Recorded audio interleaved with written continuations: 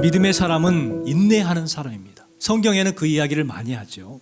히브리서 6장 15절 말씀에 보면 아브라함이 그가 이같이 오래 참아 약속을 받았느니라. 오래 참았다는 거예요. 기다렸다는 거죠. 그리고 고린도전서 13장 4절 말씀에 뭐라고 하고 있습니까? 사랑은 오래 참고 오직 성령의 열매는 사랑과 희락과 화평과 오래 참음과. 베드로전서 5장 6절 말씀에 보면 하나님의 아래에서 겸손하라. 때가 되면 너희를 높이시리라. 그때를 기다리면 하나님께서 너희를 높이시리라 우리에게 말씀해 주고 있습니다. 여러분, 오늘은 대림절 마지막 주일입니다. 성탄절이 다가왔습니다. 우리의 몸과 마음을 정결하게 준비하는 기간이죠. 그런데 요즘은 이 기다림과 인내의 중요성을 잊어버렸습니다. 현대인들의 특징을 분석한 말 중에 쾌터리즘이라는 말이 있습니다. 이 쾌터리즘은 15분을 말하죠. 1시간에 4분의 1이니까 15분을 뜻하는 말인데 이 말에서 유래가 됐습니다. 스마트폰 또 인터넷을 사용하는 현대인들이 집중력이 약해지고 거기에서 얻어진 얕은 지식으로 사고하고 행동하는 양식을 가리킵니다. 이것이 바로 쾌터리즘이라는 거예요. 15분 이상 집중하기 어려워하고 빠르고 쉬운 것을 원하고 그리고 참지 못하지요. 요즘 서점에는 장편 소설이나 두꺼운 책은 인기가 없습니다. 긴 영화는 요즘 흥행하지 못합니다. 짧은 영화. 그래서 영화관이 점점 망해가고 있습니다. 음식도 패스트푸드를 좋아합니다. 편의점 가보세요. 어떻게 라면을 먹냐면 컵라면에 따뜻한 물을 붓고 그것을 전자레인지에 넣어요. 그러면 30초 안에 돼버리는 거예요. 그래서 바로 먹어요. 이 정도로 기다리기를 싫어합니다. 세상이 그렇다 보니 성도들도 세상에 따라 급하게 살아가고 있습니다. 그러나 기다림을 아는 사람들이 참 성숙한 사람이고 기품이 있는 삶을 살아간다는 것을 우리는 알고 있습니다. 발터 베냐민이라는 사람이 있어요. 이 사람이 기다림에 대해서 명확하게 이야기를 합니다. 이 책에 보면 이런 말이 있습니다. 병상에 누워있을 때 시간이 멀리서 한 발짝씩 다가오는 듯이 나는 마음에 두고 있는 일이 멀리서 점점 다가오는 것을 좋아한다. 여행할 때도 역에서 기차를 기다리는 시간을 통해 여행의 즐거움을 맛볼 수 있었다. 이런 말을 합니다. 병상에 누워있으면 시간이 빨리 가요? 늦게 가요? 늦게 가죠. 그런데 그걸 즐겼다는 거예요. 시간이 한 걸음씩 한 걸음씩 다가오는 것을 즐겼다. 여행할 때에도 여러분 기차역에서 기차를 기다리면 빨리 왔으면 좋겠죠. 지루하죠. 하지만 그 시간을 통해서 여유를 즐길 수가 있었다는 거예요. 우리와 조금 다릅니다. 그는 책에서 행복한 삶의 비결, 그 비결은 기다림에 있다라고 말을 하죠. 여러분, 신앙도 기다림이 중요합니다. 그런데 이 신앙의 기다림은 세상과 다르죠. 우리의 기다림은 어떤 기다림인가요? 예수 그리스도를 기다리는 신앙적 기다림이에요.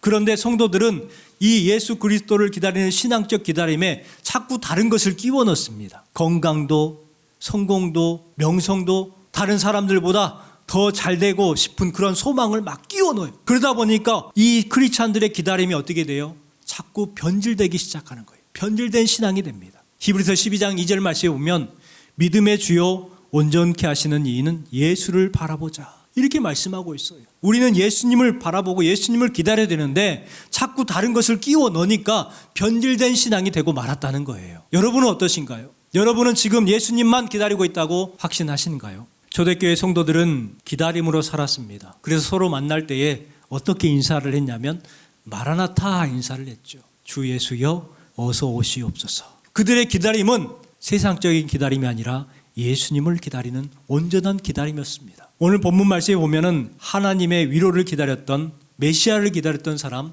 시므온의 이야기입니다. 시므온이 그토록 메시아를 기다렸던 이유는 자신의 욕심을 채우기 위한 기다림이 아니었어요. 메시아가 오면 내가 풍족해질 거야. 이와 같은 세속적인 기다림이 아니었어요. 시므온은 25절 말씀에 보면 이스라엘의 위로를 기다리는 자라 이렇게 기록되어 있습니다. 지금 우리가 사는 이 시대는 그 어느 때보다도 이 하나님의 사랑과 하나님의 은혜와 하나님의 위로가 필요한 시대를 살아가고 있어요. 그렇다면 어떤 성도가 하나님의 위로와 은혜를 경험하게 되는가? 오늘 주신 말씀을 통해서 한번 생각해 보았으면 좋겠습니다. 하나님의 위로는 의롭고 경건한 사람들이 경험하게 된다는 것입니다. 주신 말씀에 보면 예루살렘에 시므온이라는 사람이 있어요. 이 사람은 어떤 사람이라고 말합니까? 의롭고 경건하여 이스라엘의 위로를 기다리는 사람이라고 말씀하고 있습니다. 이 사람에 대해서 성경이 평가를 하고 있는 거예요. 이 사람은 의로운 사람이다. 이 사람은 경건한 사람이다. 여러분들도 시므온처럼 의롭고 경건한 성도가 되시기를 주님의 이름으로 축원합니다. 그렇다면 여러분, 어떤 사람이 경건한 사람일까요? 경건의 삶을 살아가는 사람은 어떤 사람을 말할까요? 저기 산에 올라가서 돌을 닦으며 자기의 몸과 마음을 정결하게 한다고 경건한 삶을 살아가는 사람일까요? 아니에요. 이 경건이라는 것은 뭐냐면 헬라어로 유라베스라는 말입니다. 꽉 붙잡는 사람이라는 거예요. 꽉 붙잡는 사람. 그러면 도대체 뭘 잡는 사람일까? 하나님의 말씀, 약속의 말씀을 붙잡는 사람이 경건한 사람이라는 거예요. 경건한 것은 옛날 과거의 샤머니즘적인 것을 섞어가지고 정한수를 떠놓고 비나이다 하는 것이 경건한 것이 결코 아니라 하나님의 말씀을 꽉 붙잡는 사람이 경건한 사람이라는 거예요. 경건한 사람은 기도를 많이 하는 사람 이전에 하나님의 말씀을 놓지 않는 사람이라는 것입니다. 시므온은 약속을 꽉 붙잡았습니다. 약속이 지연되고 주신 말씀에 기록되어 있는 것처럼 메시아를 만날 것이라는 성령의 계시를 받았음에도 불구하고 평생도록 이루어지지 않았지만 그는 그 약속을 꼭 붙잡고 끝까지 기다렸던 사람이었어요. 그럼을 통해서 메시아를 만나게 되는 놀라운 은혜를 경험하게 됩니다. 여러분, 우리가 시므온과 같이 하나님의 약속을 붙잡으면 하나님의 성품을 경험하게 됩니다. 먼저 여기까지 인도하신 에베네셀의 하나님을 경험하게 돼요. 지금도 나와 함께 하시는 임마누엘의 하나님의 성품을 경험하게 됩니다. 앞으로도 예비해 주시는, 준비해 주시는 하나님, 여호와 이레의 하나님을 경험하게 된다는 것입니다. 여기에 계신 여러분들이 하나님의 말씀을 꽉 붙잡는 경건의 삶을 살아감을 통해서 에베네셀의 하나님, 임마누엘의 하나님, 여호와 이레의 하나님을 경험하는 여러분 되시기를 주님의 이름으로 축원합니다. 그런데 우리는 그 말씀을 붙잡지 못합니다. 그래서 믿음이 성장하지 못하는 경우가 참 많은 것 같아요. 말씀을 꼭 붙잡는 경건의 삶을 살아가야 되는데 그러지 못한다는 것입니다. 미국 교회의 유머 중에 거북이 교인이라는 유머가 있어요. 이 거북이 교인, 교회 성도들이 느린가? 이런 말이 아니라 거북이에 대해서 알면은 이 거북이 교인이 얼마나 안 좋은 말인지를 알게 돼요. 거북이는 아무것도 먹지 않아도 500일을 살 수가 있대요. 아무것도 먹지 않고 500일을 그냥 버티는 거예요. 점점 죽어가는 거죠. 그것을 빗대어서 여러분은 거북이 교인입니까? 아무것도 먹지 않고 그냥 버티는 신앙인이십니까? 라는 거예요. 그들은 말씀을 읽지 않습니다. 또 설교를 귀담아 듣지도 않고 기도하지도 않습니다. 거북이가 500일 동안 아무것도 먹지 않고 버티는 것처럼 성도들이 말씀을 먹지 않고 그냥 버티는 신앙생활을 한다는 거예요. 그러니 성장하지 못합니다. 여러분, 이 거북이 교인 이야기는 우리에게 한 가지 질문을 던지고 있습니다. 나는 지금 성장하고 있는 믿음인가? 버티고 있는 믿음인가? 나는 지금 성장하는 신앙인인가? 버티고 있는 신앙인인가? 여러분은 어떻게 답하시겠습니까? 오늘 말씀에 나오는 이 시므온은 거북이 신앙이 아니었습니다. 언젠가는 오시겠지 버티고 있는 그런 신앙이 아니었다는 거예요. 세월을 견디는 사람이 아니라 말씀을 읽고 기도를 놓지 않고 성전을 떠나지 않았습니다. 버티는 신앙이 아니라 성장하는 신앙이었어요. 신앙은 오래 교회 다닌다고 해서 잘하는 것이 아닙니다. 말씀을 먹을 때 잘하고 기도할 때에 성장하는 거예요. 우리는 거북이처럼 버티는 신앙이 아니라 시므온처럼 말씀을 붙잡고 의롭고 경건한 삶을 살아감을 통해서 성장하는 믿음의 사람이 되기를 주님의 이름으로 축원합니다.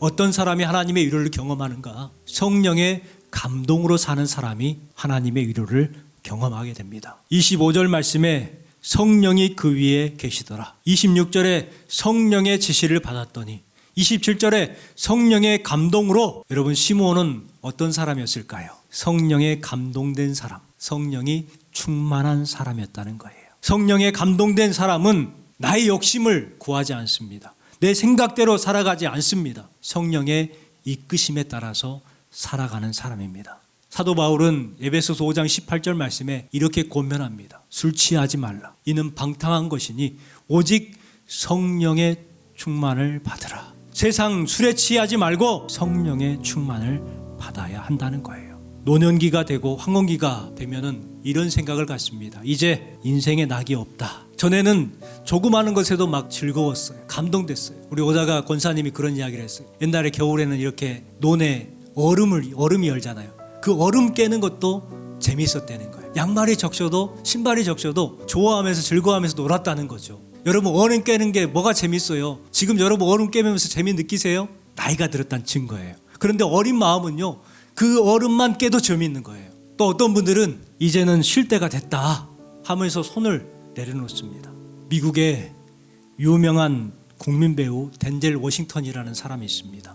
전 세계 사람들이 다 아는 사람입니다. 그의 나이가 올해 70입니다. 나이가 있지만 아직도 그는 유명한 배우고 출연한 영화마다 대성공을 하는 배우입니다. 그런 덴젤 워싱턴이 상을 받으면서 수상소감에 이런 말을 했어요. 성공은 하나님 없이 오지 않습니다. 자신이 여기까지 올 수 있었던 이유는 재능 때문이 아니라 하나님을 경외하는 삶이었고 성령의 인도하심을 따르는 선택이 있었기 때문이었다라고 말합니다. 하나님을 경외하는 삶이었고 성령의 인도하심을 따르는 삶이었다. 그리고 작년에 2024년 12월 달에 목사 안수를 받았어요. 성공했습니다. 어마어마한 부를 누릴 수가 있었습니다. 평안한 삶이 보장이 되어 있습니다. 그런데 그가 목사 안수를 받고 목회를 하고 있어요. 여러분, 왜 그럴까요? 황혼기가 되었지만 그의 사명은 포기되지 않았다는 거예요. 우리는 어떤 삶을 살아야 할까요? 황혼의 나이에도 성전을 향했던 것처럼 덴젤 워싱턴이 70세의 성공과 부와 노후를 뒤로하고 전도자가 된 것처럼 우리도 내 뜻이 아니라 성령의 이끄심에 따라 삶을 선택하는 성령 충만한 삶을 살아가야 될 줄 믿습니다. 하나님의 위로는 영적인 눈이 열린 사람이 하나님의 위로를 경험하게 됩니다. 시므온은 아기를 안습니다. 그리고 하나님을 찬송하면서 주제여 이제는 말씀하신 대로 종을 평안히 놓아 주시는도다. 내 눈이 주의 구원을 보았사오니. 아기 예수님을 안고 그렇게 고백을 한 거예요. 그런데요, 여러분, 시므온은 어떤 사람입니까? 성전에서 많은 아이들이 올 거 아니에요? 그러면 그 아이들을 안고 관습대로, 그러니까 부모들은 아이가 태어나면 그 성전에 와가지고 제사장들에게 이렇게 줍니다. 그럼 제사장은 그 아이를 위해서 축복하는 기도, 그것이 관례였던 거예요. 그러니까 수많은 아이들이, 태어나는 아이들이 그렇게 성전에 왔을 거예요. 그리고 시므온은 수많은 아이들을 안고 기도했을 거예요. 오늘 주신 말씀에 보면 시므온은 그 아기가 메시아인 것을 알아봤어요. 수많은 아이 가운데에 어떻게 해서 알아볼 수 있었을까요? 바로 영적인 눈이 열려 있었기 때문에 그래요. 여러분, 우리도 영적인 눈이 필요합니다. 우리의 영적인 눈이 닫혀 있으면 하나님의 역사를 보지 못합니다. 우리도 시므온처럼 영적인 눈이 필요합니다. 영적인 눈이 있으면 하나님의 역사를 하나하나 볼 수가 있는 거예요. 두 사람이 사우디 왕자의 요트에 탑승하게 되었습니다. 그 요트는 초호화 대형 요트였어요. 그 요트에는 그림이 한 장이 붙어 있었는데요, 이 두 사람이 가가지고 그 그림을 보게 됐습니다. 한 사람은 그림을 전공한 사람이고 한 사람은 그림에 관심이 없는 사람이었습니다. 먼저 모르는 사람이, 관심이 없는 사람이 보니까 이상한 거예요. 그림이 왜 이렇게 칙칙해? 하고 그냥 갑니다. 그런데 그림을 아는, 그림을 전공한 사람은 그 그림 앞에 한참 동안 서 있습니다. 그리고 이렇게 고백합니다. 이 그림은 지금도 살아 있습니다. 이 그림은 어떤 그림이냐면 살바토르 문디라는 세상에서 가장 비싼 그림이죠. 얼마냐면 오래전에 거래될 때 5,062억이었습니다. 62억도 많은데 여러분, 그림을 아는 사람, 눈이 있는 사람과 없는 사람의 차이가 이렇다는 거예요. 그림이 칙칙하네. 이 그림은 지금도 살아있습니다. 보는 눈이 있느냐 없느냐의 차이인 거예요. 수많은 사람들이 그 아기 예수를 보았을 거예요. 그런데 알아보지 못했습니다. 누구만 알아봤어요? 시므온만 알아봤어요. 그 이유는 바로 시므온에게 영적 눈이 있었기 때문에, 믿음의 눈이 있었기 때문에 그것을 분별할 수가 있었다는 거죠. 이번 대림절 기간 그리고 성탄을 통해서 여러분의 영적 눈이 활짝 열리는 기간이 되시기를 주님의 이름으로 축원합니다. 우리 성도들의 기다림은 바로 예수님을 기다리는 것입니다. 여러분, 우리의 기다림은 헛되지 않습니다. 우리도 시므온처럼 의롭고 경건하며 말씀을 붙잡고 성령의 인도를 따르면서 영적인 눈이 열려 주여 내 눈이 주의 구원을 봅니다, 이와 같은 믿음의 고백을 할 수 있는 성도들이 되었으면 좋겠습니다. 이 고백이 여러분의 고백이 되시기를 주님의 이름으로 축원합니다.